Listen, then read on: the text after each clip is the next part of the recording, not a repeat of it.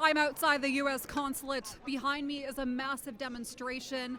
Thousands of pro-Palestinian supporters are here to voice their concerns over what's happening in the Gaza Strip as the war enters its third week.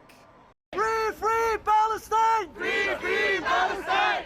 Thousands of pro-Palestinian supporters rallied in front of the U.S. consulate, waving Palestinian flags, expressing their concerns for civilians in Gaza.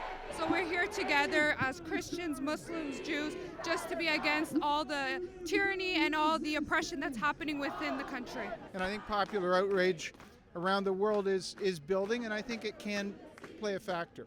Some even scared for their family back home.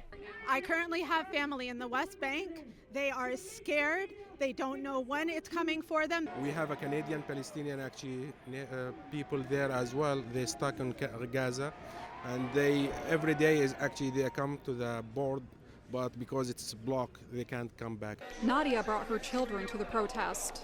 I want to set a good example for my daughter and show her that her voice matters. Her voice as a Palestinian Canadian matters. She wants to show her support for the Palestinian children in Gaza that are voiceless. Many of the demonstrators are also concerned the federal government is not doing enough. We need right away a ceasefire. We need a free passage for the people who need to be evacuated from Gaza. The message today is it's clear that we have to step up as Canada and show the whole world under the United Nations umbrella that we actually care about Palestine. While one protester tells us a ceasefire alone is not enough. I am for a ceasefire, but I think a ceasefire that doesn't also advocate to end the occupation is useless because we're just delaying the same thing to happen again because this is something that happens every couple of years. The protesters at the rally demanding an end to Israel's bombardment of Gaza as intense air and artillery strikes continue to rock the region and have so far killed more than 4,100 civilians. In Israel, more than 1,400 people have been killed in the initial attack by Hamas earlier this month, while 200 people are being held hostage by Hamas.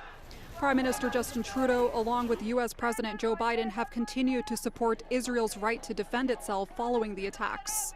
While protests continue to happen across the world, most of them calling for peace, the protesters I spoke to today are urging the federal government to step in and call for a ceasefire.